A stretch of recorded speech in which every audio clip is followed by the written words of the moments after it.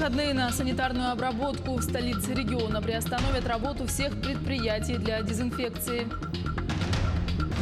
Клещи в Нерюнгринском районе. Жертвами этих животных стали 7 человек. В Мирнинском аэропорту начал увеличиваться пассажиропоток. Открылась и наземная переправа через реку Малая Бытуобия.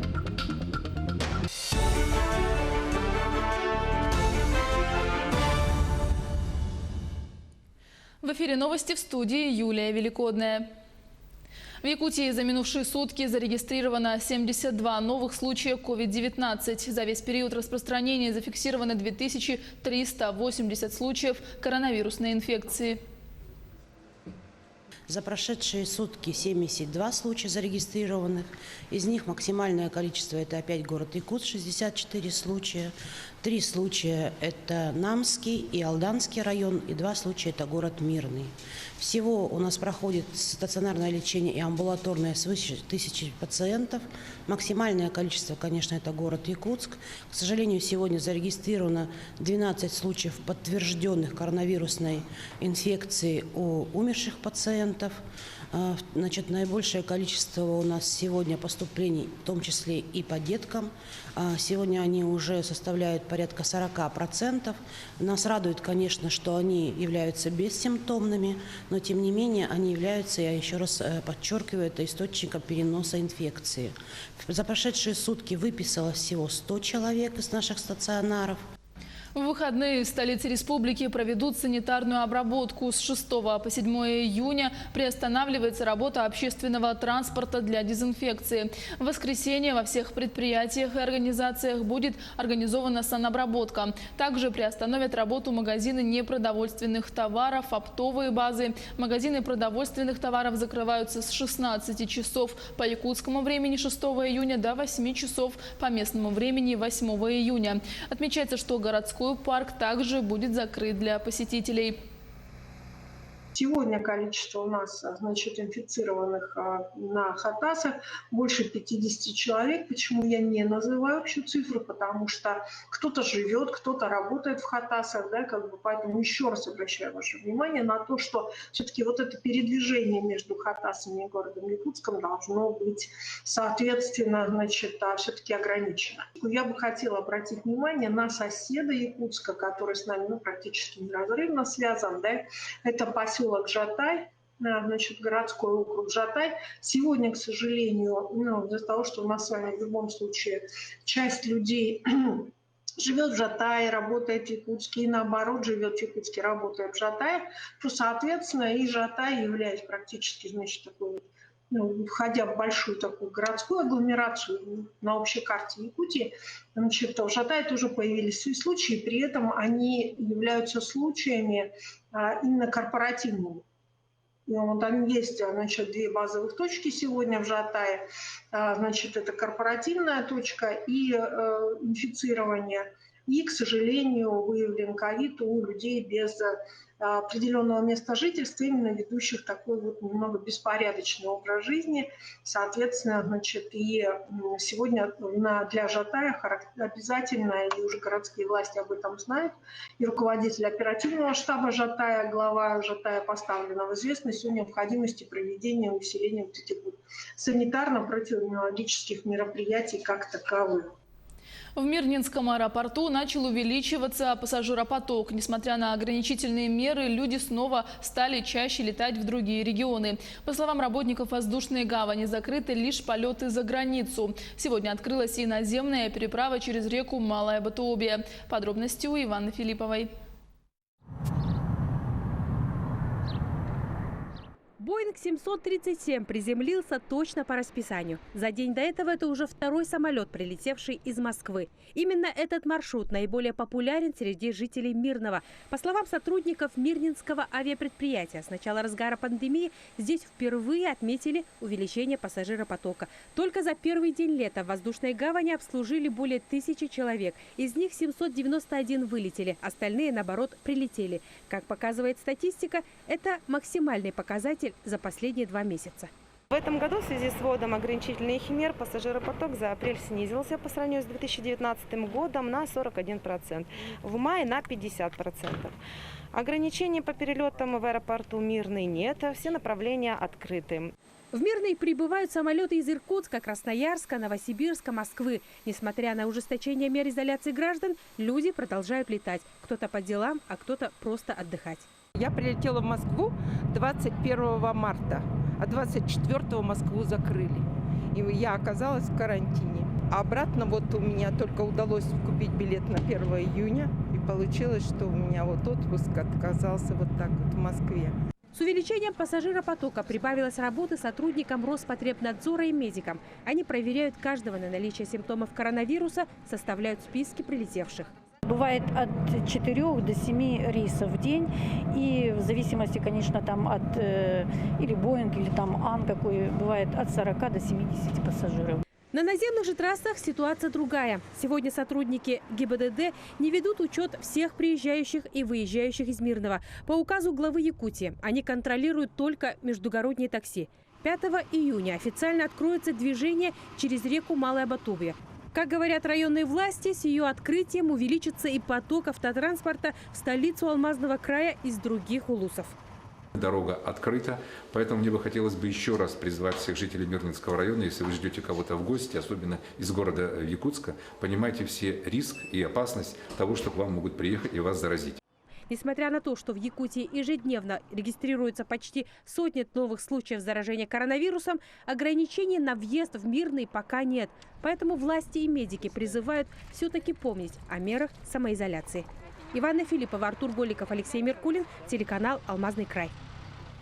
56 миллиардов рублей выделит правительство на дополнительные выплаты потерявшим работу россиянам на несовершеннолетних детей.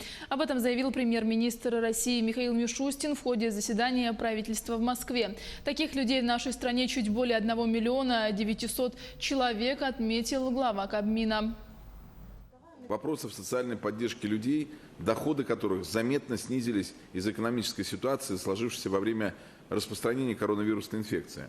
Среди них граждане, у которых родился первый ребенок, в том числе неработающие мамы, а также те люди, которые оказались временно нетрудоспособны, и те, кто были уволены из-за ликвидации организации, где они работали. Чтобы обеспечить уже с этого месяца двукратное повышение размера выплаты им государственных пособий по уходу за первым ребенком, выделяем из резервного фонда правительства более 8 миллиардов рублей. Также правительством был принят целый комплекс мер, в том числе увеличен максимальный размер пособия по безработице. Причем всем, кто был уволен и признан безработными, с 1 марта пособия за апрель-июнь текущего года будут выплачены в максимальном размере. Также потерявшим работу родителям установлены дополнительные выплаты на несовершеннолетних детей. Для дольщиков компании «Семир» открыта запись на получение возмещений. Банк Дом.РФ открыл прием заявлений от включенных в денежный реестр на получение компенсаций. Напомним, что в ноябре 2019 года было принято решение о нецелесообразности достройки дома номер 1 компании «Семир» и выплате компенсации дольщикам. В декабре того же года 99 человек из имущественного реестра застройщика получили свои деньги. Вопрос выплаты компенсации остальным дольщикам, состоявшим в денежном реестре, затянулся в связи с дополнительными процедурами по проверке договоров и расчету размера компенсации. В ближайшее время оставшиеся 43 дольщика получат деньги.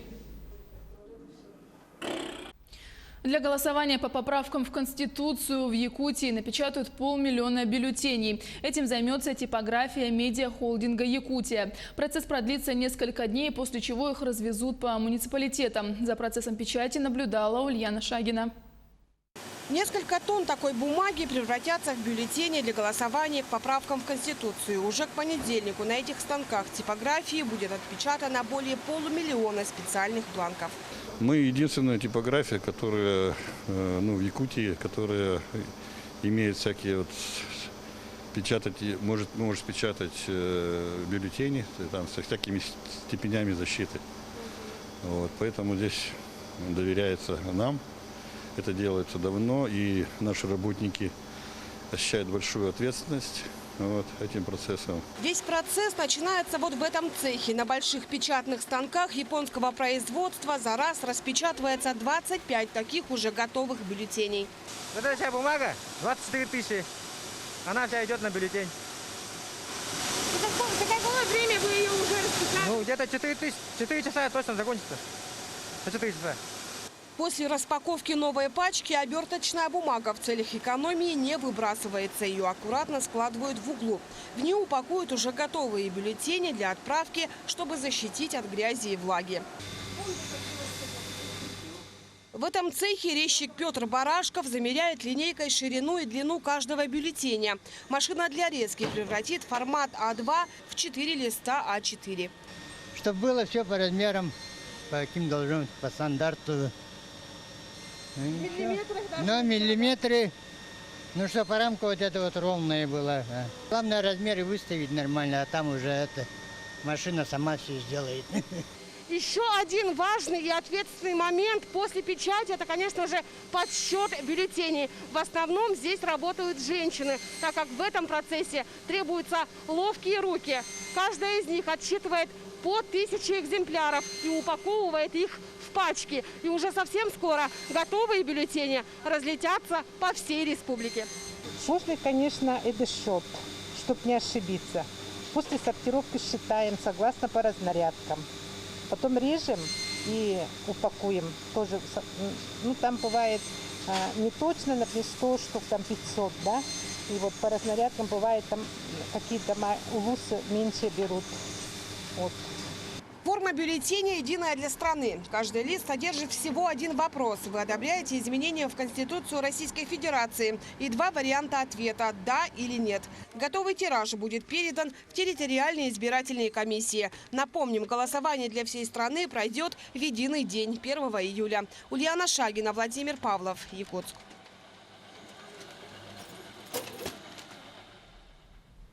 Для всероссийского голосования по поправкам в Конституцию в Якутии готовят 799 избирательных участков, из них 791 постоянные, 8 временные. 3 участка на полярных станциях, 3 в горнодобывающих предприятиях, 2 в крупнейших медицинских учреждениях республики. Всех участков голосования членов комиссии, наблюдателей обеспечат средствами индивидуальной защиты, масками, перчатками и санитайзерами. Кроме того, помещения для голосования будут регулярно дезинфицироваться, подвергаться санитарной обработки. В целях нераспространения коронавирусной инфекции принято решение организовать голосование в течение 7 дней. Я думаю про социальную направленность, что это хорошо, что принимают такую поправку Конституции, что будут индексироваться пенсии, так как я тоже пенсионерка. Меня, как представителя молодого поколения, конечно, интересуют все поправки, связанные с молодежной политикой. Мне очень нравится то, что Владимир Владимирович предложил урегулировать все вопросы, касающиеся молодежной политики, волонтерства, а также развития молодежной политики.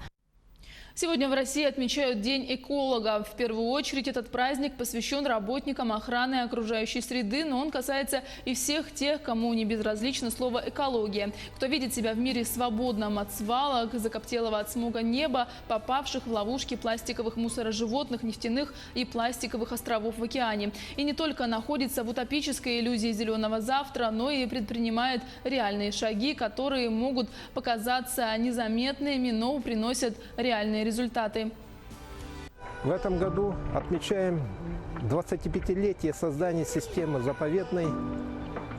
Это система особо охраняемых природных территорий, которая является основанием и оплотом. Они находятся в первозданном виде.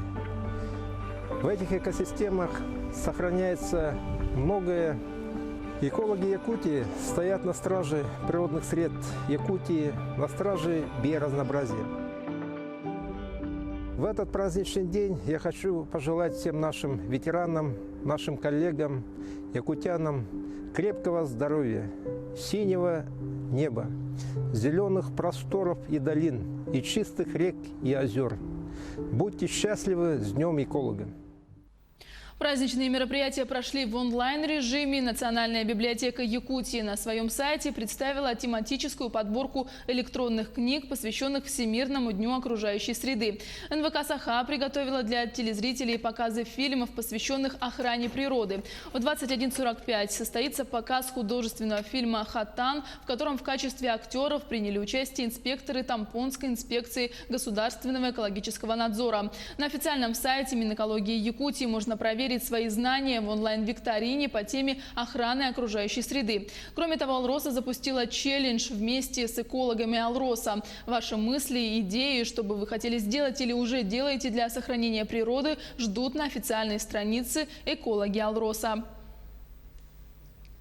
В связи с пандемией театры по всему миру перешли на новый режим. Спектакли показывают онлайн. То есть люди смотрят постановки на определенных площадках в Инстаграме и Ютубе. Экспериментом Саха академического театра станет новый проект режиссера Сергея Потапова «Моноспектакль» под названием «Белый бизон». Премьерную постановку представят в прямом эфире на страницах Саха театра в Инстаграме и Ютубе 15 июня. Держать внимание зрителей – это очень сложно. Особенно это важно в театре. И вот мы решили, что немножко такой провокационный, такой экстремальный сюжет может держать внимание зрителя современного. Как бы сложно технические какие-то стороны, мы все-таки театр, не телевидение, да, у нас такого вот нету. И мы сейчас тоже ищем, как-то сами пробуем, экспериментируем с этим. Вот. И надеюсь, у нас получится. По-якутски «Сюрех», по-кумыкски «Юрек». Литературно-публицистический журнал «Якутии» перевел стихотворение дагестанского поэта Багватуддина Самадова на якутский язык. Произведения посвящены Великой Отечественной победе и 75-летию Победы. Подробности у Айсены Бурнашовой. Şaharlarda, qamavlarda qalğanna, ol düşmanını öz yerine salğanna. Дагестанский поэт поднимает тему нравственности, родины и дружбы. Из числа переведенных на якутский язык стихотворений есть и произведения про героев Великой Отечественной войны. Но особое место в творчестве Багавуддина все же занимают стихи о любви к матери. Всего якутский журнал украсили 4 произведения автора. Переводом занимался Афанасий Гуринов, Арчелан. Творения Багавуддина отличаются патриотизмом, проникновенностью и какой-то народной глубиной. По-кумыкски «Анам алды юрегимни гөнгümni». А по-якутски это будет «Ием етте сюрякпин куппун сюрбün». Моя мать разбудила мое сердце и душу. Чтобы достичь максимальной идентичности с оригиналом, Афанасий Гуринов опирался на свои знания тюркских языков и их сходства. В свое время проходил аспирантуру по специальности тюркские языки. Кумыкский язык также является тюркским, поэтому у нас грамматика одна и та же. Понимаю тюркские языки, поэтому-то и мне, наверное, легче было, более-менее. Литературные переводы поэтических произведений раскрывают красоту слова и обогащают язык, уверен якутянин. Но самое главное, они позволяют вести диалог культур вне зависимости от границ. Мне так удивительно было, что и якутский, и кумыкский языки, они очень схожи, очень похожи. Есть схожие слова. Gece biz, уходят время, уходят люди. Anam aldı yüreğimni gönlümnü. Лишь матери я нужен. Айсена Бурнашова, Джур Березкин, Якутск, Улубияул, Дагестан. На этом у меня все. Оставайтесь с нами. До встречи в эфире.